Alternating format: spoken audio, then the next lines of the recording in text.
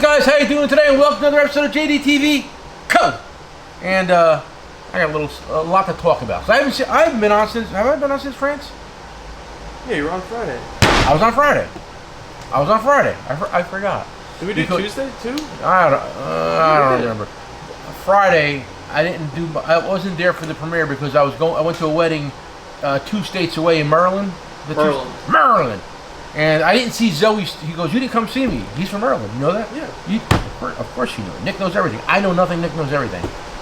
Okay. So I went to a wedding in Maryland. It was beautiful out there. Had a great time. Okay. And let me tell you something. Nick, I passed your old exit for your school too. Yeah. Exit 3, right? 3. Exit 3. And let me tell you something. They drive like lunatics on a turnpike. Oh yeah. The New Jersey Turnpike is a racetrack. Now, I drove down in the Jdtco tool grabber, okay? And I was doing a leisurely 85, 90 miles an hour. Right? That's leisurely in New Jersey. That's slow in New Jersey. Slow on the turnpike. People were passing me on the shoulder. I swear to God. You ask your mother. I was like, holy shit, on the shoulder. And I'm doing almost 100. Could you imagine? They're on some shit. I watched a guy get pulled over, right? He was in a Lexus. And he flew by me like I was standing still. Now, the tool grabber is a fast-moving vehicle, guys. Don't get it twisted. And he flew by me like I was standing still, okay? So, Nick, guess what? New Jersey's finest, the state police, had the gentleman detained on the side of the road getting a ticket, okay? Very common sight in New Jersey, right? Yeah. Guy gets a ticket, right? I go, well, I guess you should have slowed down, buddy, because he was doing over 100, probably 110, 120. They actually pulled him over? They pulled him over. I've never seen anyone pulled over. They pulled him over and gave him a ticket. I think he got drive down there? Let me finish, Nick. Let me finish. So now I'm back in the road doing my leisurely 85, 90 mile an hour on the Jdtco tool grabber, okay? And about a half hour, 45 minutes later, guess what, Nick? Someone else got pulled over? That guy passed me again. I'm like, what the f, dude? You got pulled over. You had to get a ticket. You were doing over 100, and you were in a hoopty, so there's no way you knew anybody. Oh my God, New Jersey's on some shit, guys. New Jersey drivers are the worst on the face of the earth. There's only one place worse drivers in the world, Nick. Where? Philadelphia. No. Where?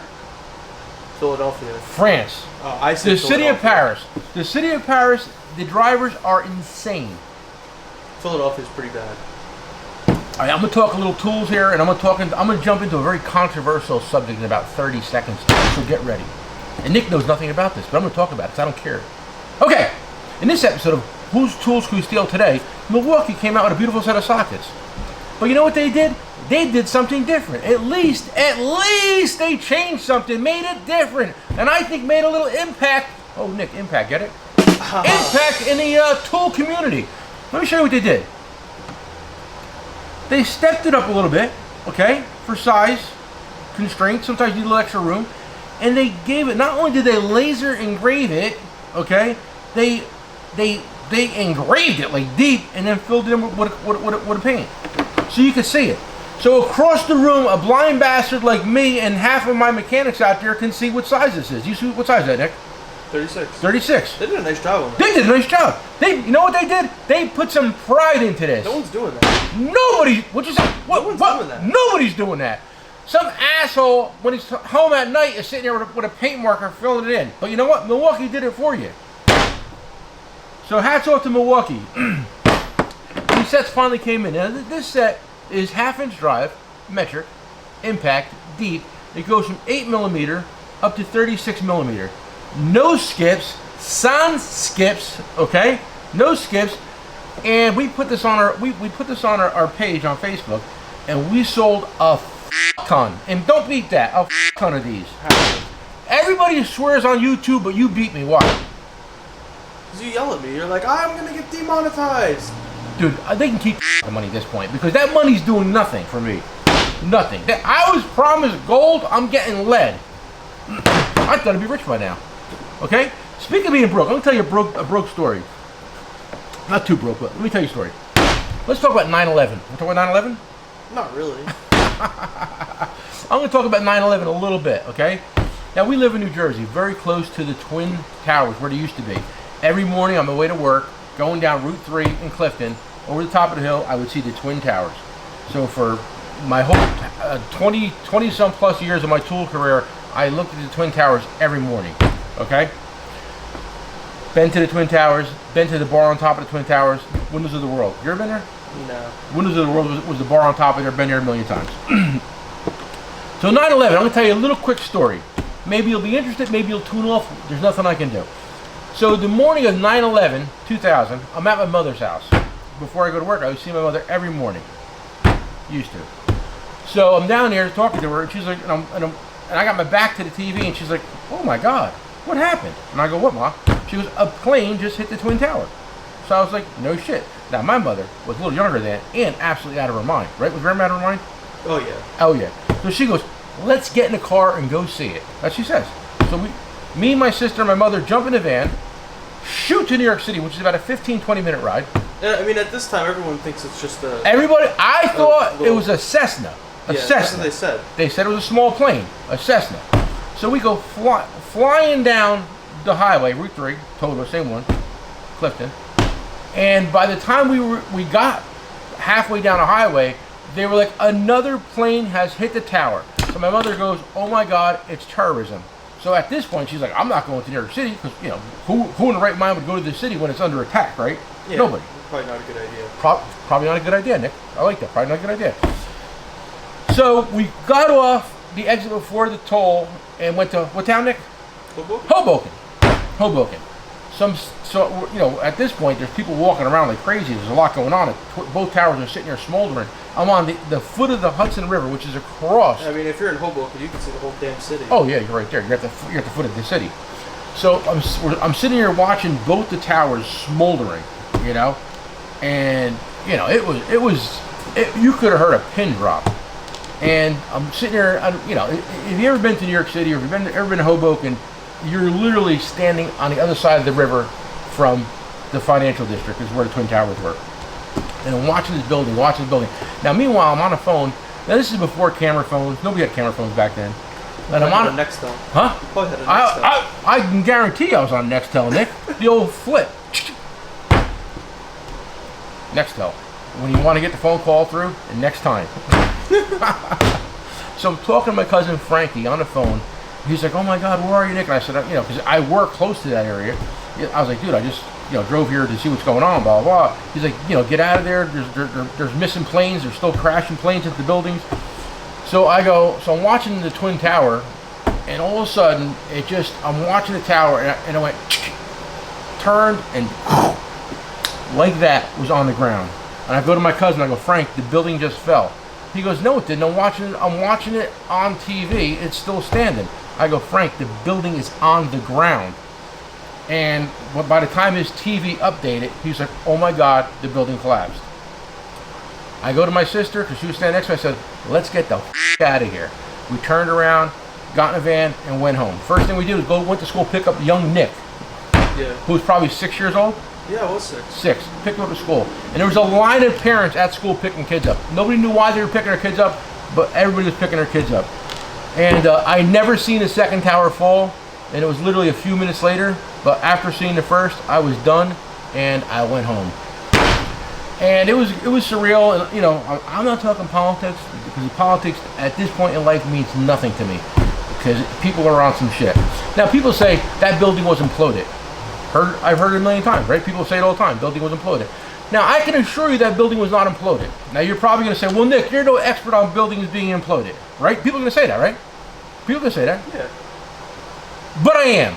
Not an expert, but I've seen about a dozen buildings imploded. Because when somebody says a building's going to implode, I go there and watch it. I've seen them happen in Patterson numerous times. I've seen them happen in Newark numerous times.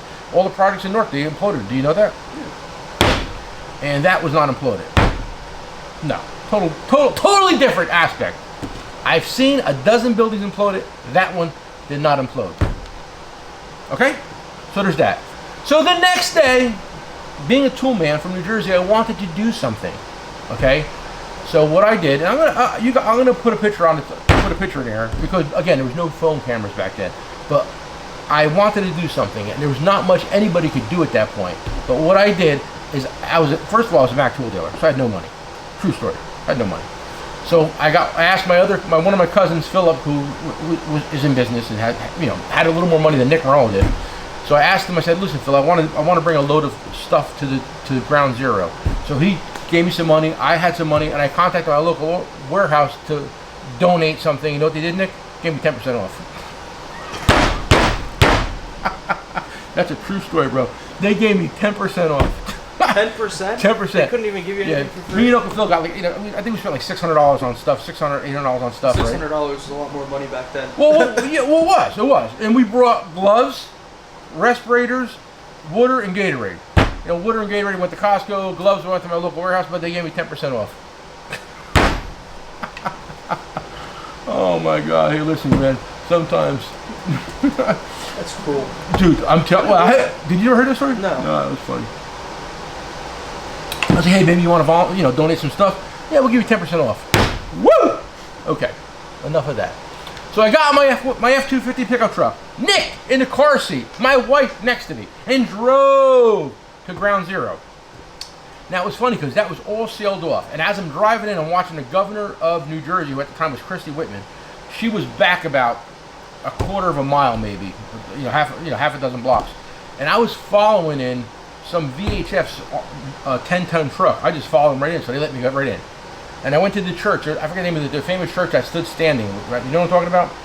But we went to the church. I loaded my pickup truck, and I stayed unloaded about another six or eight trucks while I was there. And let me tell you something. It was very eerie, and the atmosphere was. When people say the air quality there wasn't good, I can assure you the air quality there was horrible.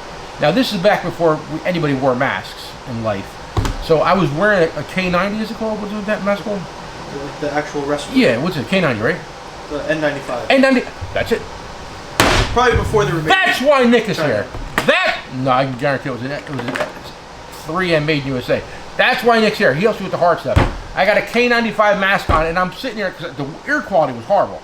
And I was fighting with it, and I finally took it off. And like, I stayed for about 45 minutes, an hour unloading trucks, and I was like, I got to get out of here, man. It was very, very. You did not want to be there, but at that point, everybody was trying to do something, and me as a tool man, the only thing I could possibly do is do what I did, and it was nothing what I did.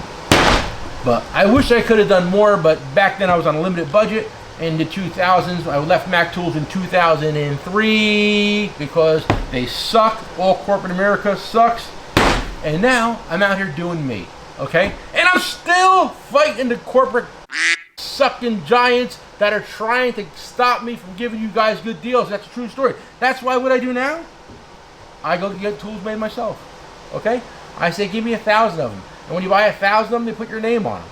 True story, right, Nick? When you buy 1,000 of something, they put your name on it. So that's what I'm doing now. And that's what I just did recently. Let me show you what I did. Nick, I'm going to need a little close-up. A close-up. So get over here and do a close-up. And I need my glasses. I can't see shit. Mechanics getting hurt on the job. Okay?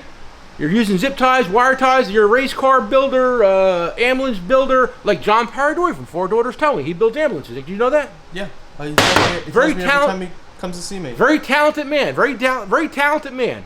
Okay? He's a little fucking nutty, but a good talented man. And he watches everything I do, so he's on here watch. Hey, Johnny. Okay, so you're going to use a wire tie. Bundle of wires. Zip it up. Okay? Boom. Cut it. Look at that. Nick, that'll cut your jugular off.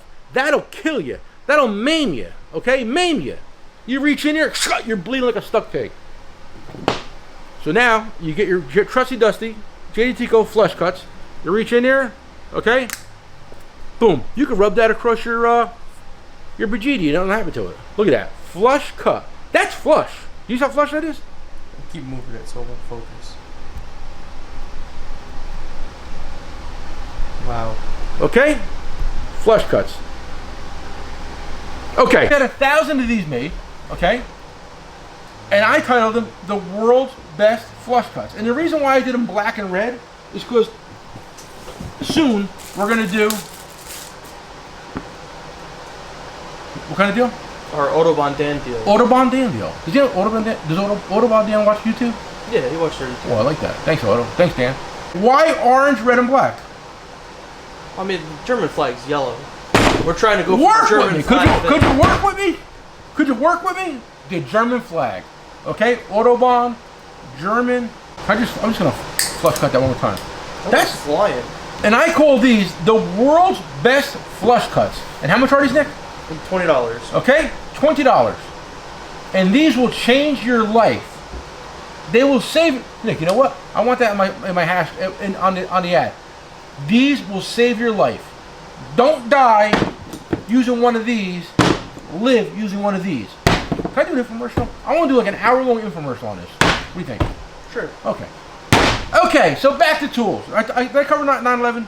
Yeah. So I felt as though I did my part, and I'm sure somebody will have a problem with it. Listen, you can have a problem. You can listen. Anybody wants to debate this fact? Anybody wants to yell at me for doing what I did? Hey, man, I did nothing. I did nothing, but it's more than a lot of people did. I did nothing. Okay, I did what a tool man could do. Because at the end of the day, I'm just a tool man. That's it. I'm a father, a husband, a brother, and a son. But I am just a tool man, right? Yeah. I'm a tool man too. I always say I'm the best tool man in the world. Best tool man in the world. Or the country. The country's easy, but I think the world. And speaking of other tool men, we have our friend Matt Sledge, Pat Hammer, coming up from Nashville, Tennessee for the tool show Metco, right? Yeah. We're gonna hang out with him. He's gonna come in here and do a live show with us. Live show.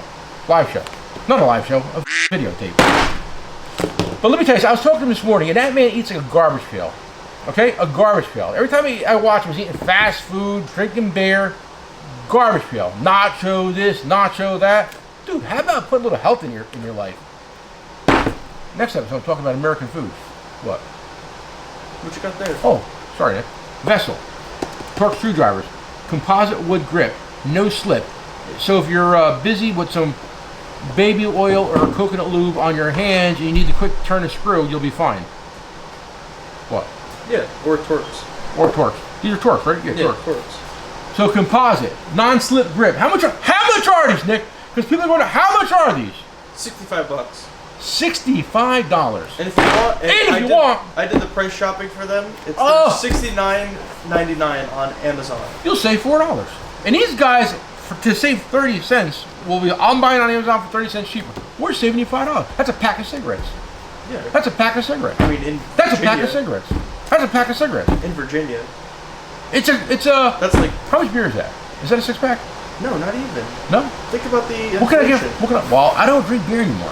If I was in France, I could buy a bottle of wine, a good bottle of wine, for $5. Right or wrong? Yeah. Because a good bottle of wine is $5. Bring it over here, it's $20. Nick, true story? Yeah. Well, you could. Oh yeah. Thank the U.S. government for that. Well, they need a little tax money, Nick, because we have to buy helicopters and tanks for other countries and night vision goggles. 13,000 pairs. Who's counting? What? All right, guys, listen. We sold a lot of these. How much is this? Sesenta 85 amigo. That's a random number of the day. 185. 3H drive, metric, American, deep, shallow, master set. How many pieces is this, Nick? 43 or 43. $43. And 43 pieces. Oh, I'm sorry. Not $43. Oh my God. It's 43 pieces and. Nope, you're wrong. Oh, is it? Yeah, it's a 5. Oh, is it? Hang on. I got more.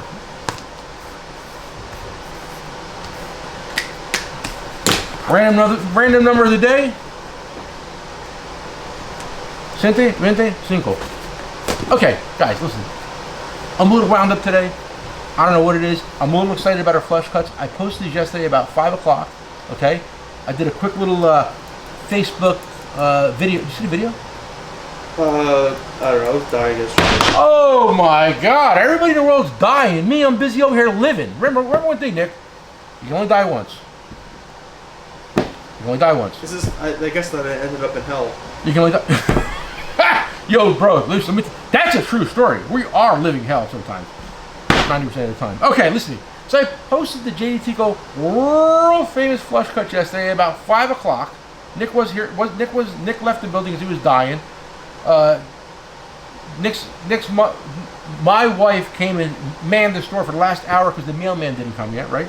Yeah, our mail situation is still a lot. Oh my God, they're horrible. The U.S. Postal Service is on some shit.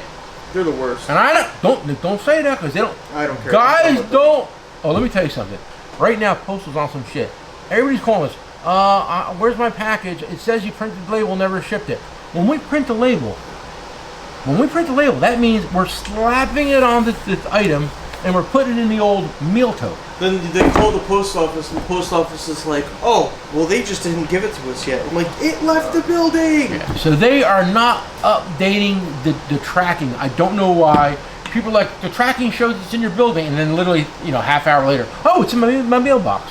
So Postal's on some shit. They've always been on some shit, but these days they're really on some shit. Ever since the storm, it's been. Oh my God! Now it's a storm. When after the election, they were like, we need a break. So for like 3 months, they just sat on the side of the road, like waiting for packages to mysteriously jump in the back of their mail trucks. I miss the old mailman. Oh my God, our old mailman. What's his name? Gerald. Gerald was such a good mailman. These other guys are really something. But I don't want to talk bad about the postal because a lot of guys on here for some reason love the postal system. I don't know why. I don't love them. Not me. I don't know. I've really been enjoying using FedEx lately. Dude, well, there's a big pile there by FedEx. Use more FedEx, bro. If Postal can't do the right thing, switch to FedEx. Switch to FedEx. Yeah. Switch to FedEx. What do you used to do? Switch to FedEx. Switch to FedEx.